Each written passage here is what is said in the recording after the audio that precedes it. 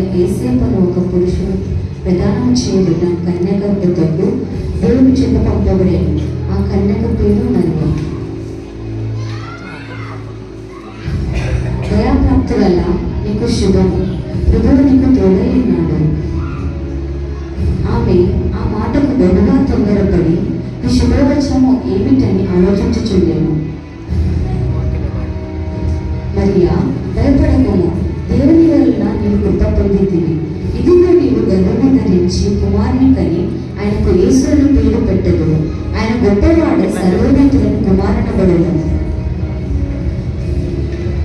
అయ్యో, నేను పురుషుని ఎరుగని దానినే, ఇది ఎలాగూ జరుగును?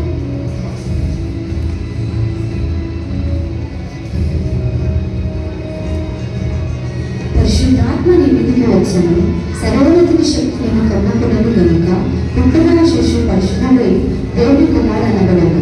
మరియు నీ బంధువులైన ఎలిజబెతు కూడా తన వృద్ధాపమందు ఒక కుమారుని గర్భము ధరించున్నది. గొడ్డలనబడిన ఆమెకి ఇది 6వ మాసం. దేవుడు చెప్పిన ఏ మాట అయినా నిరంతరం కానేరదు. ఇదిగో ప్రభు దాసురాలకు ఈ మాట చొప్పున నాకు జరుగునుగా.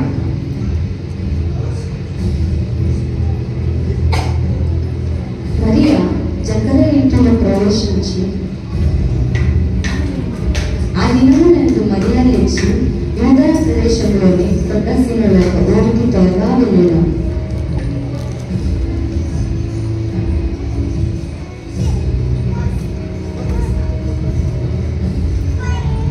మరియా జకర్యా ఇంటిలోకి ప్రవేశించి ఎలిజబెతుకు వందనము చేశాను. ఎలిజబెతు మరియకు వందనవచనం వినగానే ఆమె గర్భంలోని శిశువు గంతులు వేసి అంతటా ఆమె పరిశుద్ధాత్మ నిండున్నది. బిగ్గరగా ఇట్లా నేను, స్త్రీలలో నీవు ఆశీర్వదింపబడిన దానవు, నీ గర్భఫలము ఆశీర్వదింపబడును. ఇదిగో నీ శుభవచనం నా చెవిన పడగానే నా గర్భంలోని శిశువు ఆనందముతో గంతులు వేశాడు. నా ప్రాణము ప్రభువును గర్వపరచుచున్నది. ఆయన తన దాసురాలి దీనస్థితిని కటాక్షించను. సర్వశక్తిమంతుడవు నా గొప్ప కార్యములు చేశాను గనుక ఇది మొదలుకొని అన్ని తరముల వారు నన్ను ధన్యురాలవుతారు. ఆయన నామం పరిశుద్ధము.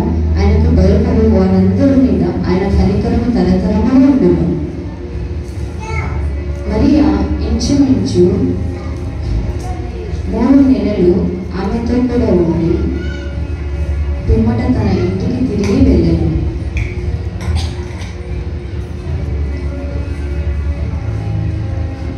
మరియా భర్తైన యేసేపు నీతిమంతుడైంది. ఆమెను అవమానపరచనలక రహస్యంగా ఆమెను విడనాల ఉద్దేశించాను. అతడు ఈ సంగతులను ఆలోచించుకొని చుండగా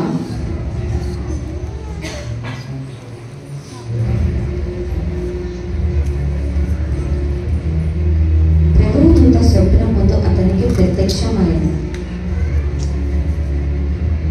దావీదు కుమారుడైన యేసేపు, ఈ భార్యను మరియను చేర్చుకున్నట్టుకు భయపడకము. ఆమె గర్భము ధరించిన పరిశుద్ధాత్మ వలన కలిగినది. ఆమెకు కుమారుని కలును. తన ప్రజలలో వారిని పాపల నుండి ఆయన రక్షించును గనుక ఆయనకు యేసు అని పేరు పెట్టుదురు.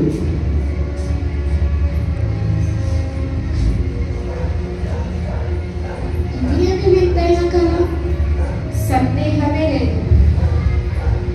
ప్రభువు తన దూత ద్వారా నాతో మాట్లాడి ఉన్నాడు.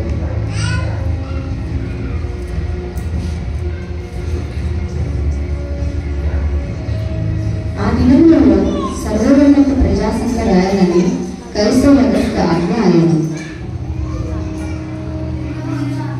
వినండి, సర్వలోకమునకు ప్రజాసంఖ్య రాయవలనని కైసర్ అగస్తు ఆజ్ఞ ఆయను. మీ పట్టణములకు వెళ్ళవలనని కైసర్ అగస్తు ఆజ్ఞ ఆయను. వినండి.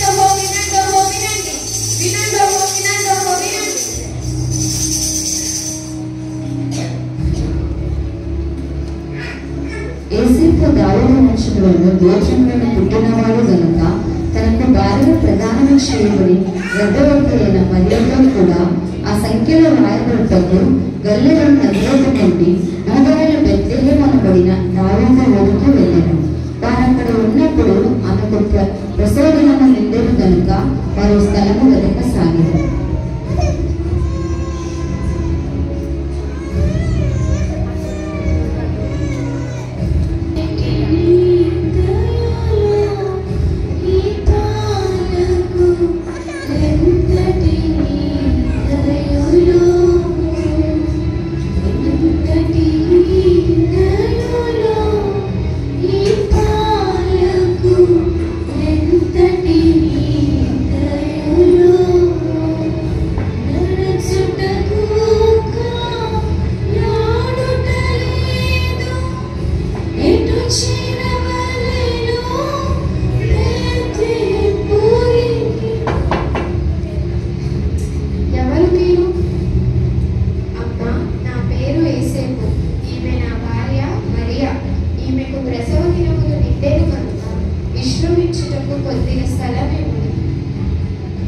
వెళ్ళండి వెళ్ళండి, మీకు ఇచ్చినకు స్థలం లేదు, వెళ్ళండి వెళ్ళండి.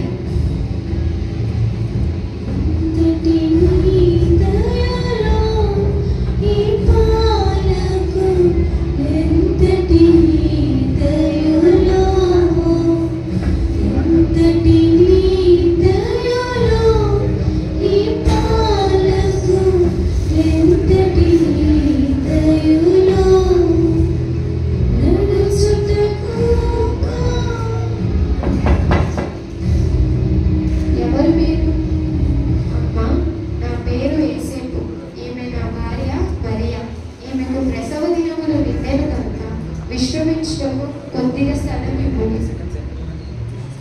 క్షమించండి క్షమించండి, మీకు ఇచ్చినకు స్థలం లేదు.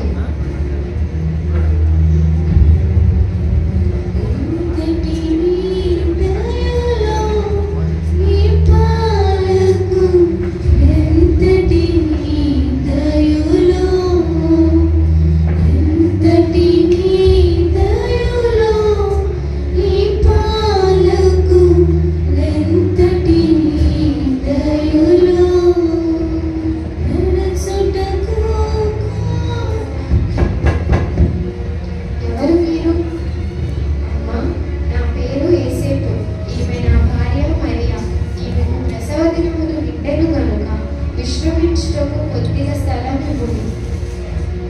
అయ్యా క్షమించండి, మా ఇల్లు బంధులతో నిండి ఉంది కనుక నా మాట విని ఈమెను పశువులుండు ఆ చోటికి తీసుకొని వెళ్ళండి. ఆ స్థలం ఎంతో వెచ్చగా ఉంటుంది.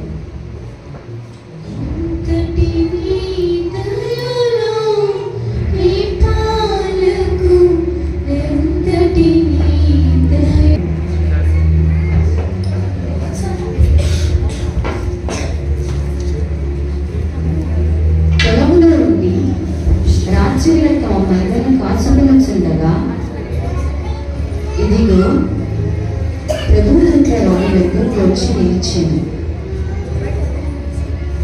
ప్రభువు మేము వారి చుట్టూ ప్రకాశించినందున వారి మిక్కిలి భయపడేది.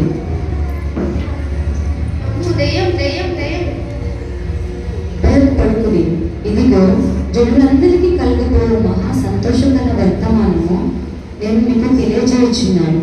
దావీదు పట్టణమందు నేను రక్షకుడు మీ కొరకు పుట్టి ఉన్నాడు. ఈయన ప్రభువైన యేసుక్రీస్తు. దానికి మీకు నామములు. ఒక శిశువు పొత్తిగుడ్డతో చుట్టబడి ఒక తొట్టిలో పట్టుకొని గుట్ట మీరు చూచెదరు.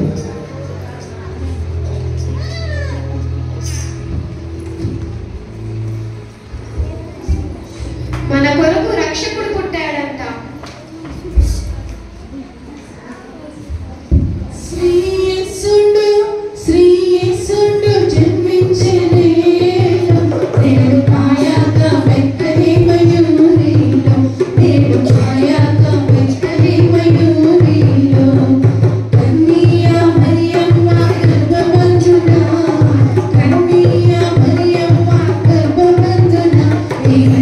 Hallelujah.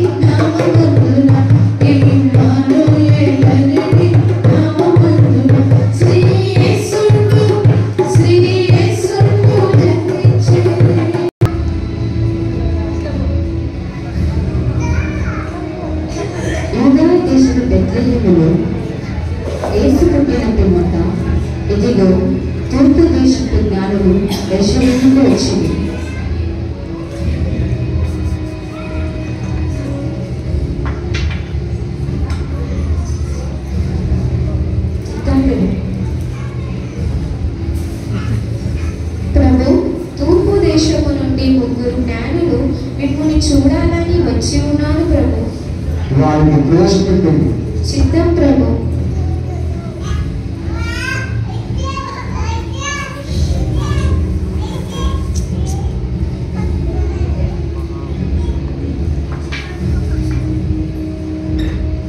ప్రభు, యూదుల రాజుగా పుట్టి ఉన్నవాడు ఎక్కడ ఉన్నాడు? తూర్పు దిక్కున మేము ఆయన నక్షత్రము చూచితిమి ప్రభు, కనుక మేము ఆయనను పూజింపవచ్చి ఉన్నాము. రాజు పుట్టాడా? రాజు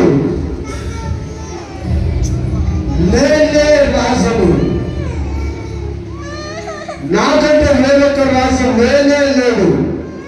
రాజు పుట్టాడంట. రాజు మీరు పూజకి వచ్చిరా?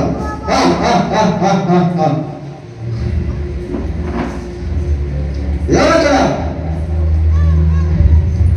చిత్తం ప్రభు. వీరిని విశ్రాంతి గృహంలోకి తీసుకెళ్ళలేదు. మీరు వెళ్ళి విశ్రమించండి. ఆ రాజు గురించి తెలుసుకోవగానే మీకు నేను తెలియజేయను. చిత్తం ప్రభు.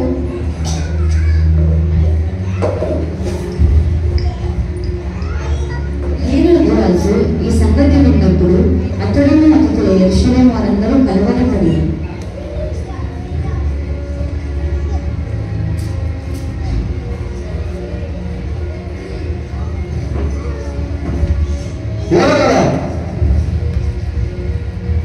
చిత్తం ప్రభు. వెళ్ళి ప్రధాన యాజకులను, శాస్త్రులను, పరిసరులను అందరినీ సమకూర్చి నా దగ్గర ప్రవేశపెట్టును. చిత్తం ప్రభు.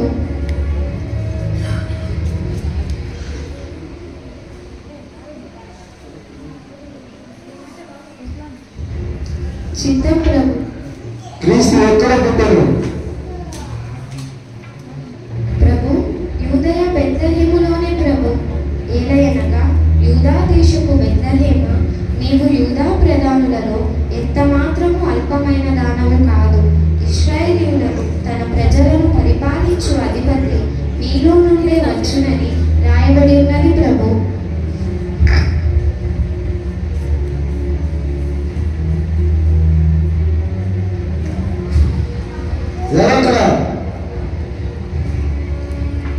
చిత్తం ప్రభు. వెళ్ళి ఆ తూర్పు దేశం నుంచి వచ్చిన ఆ ముగ్గురు జ్ఞానులను రహస్యంగా నా దగ్గర ప్రవేశపెట్టారు. చిత్తం ప్రభు.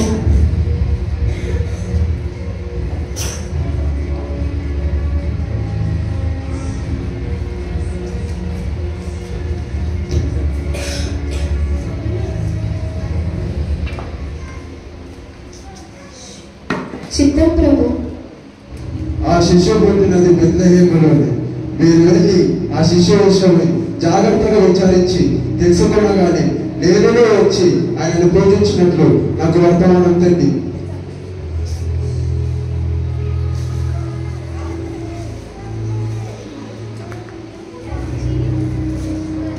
బయలుదేరుతూ వచ్చిండగా ఇదిగో తూర్పు దేశంలో వారు చూసిన నక్షత్రం ఆ శిశువు ఉన్న చోటికి మీదుగా వచ్చే వరకు వారికి ముందుగా నడిచింది.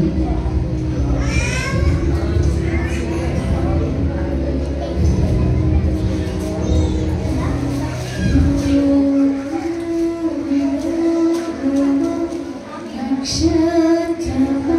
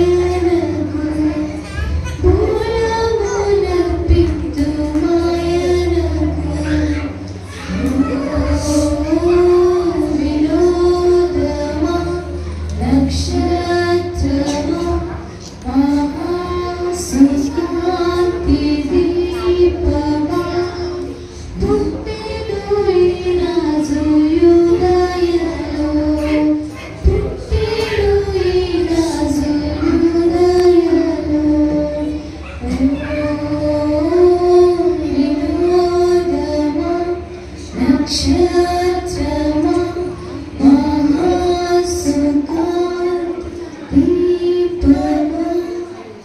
మరియును ఆ శిశువులను చూచి సాగలపడి పూజించి తమ పెట్టెలను విప్పి బంగారం గోళము సాంబ్రాన్ని కానుకగా ఆయనకు అర్పించింది. వెంటనే పరలోకమిత సైన్య సమూహము బిగ్గరగా ఇట్లనేను, సర్వోన్నతమైన స్థలములలో దేవునికి మహిమయు ఆయనకి ఇష్టమైన మనుషులకు భూమి మీద సమాధానము కలుగును గాక అని దేవునికి స్తోత్రము చేయుచుండెను.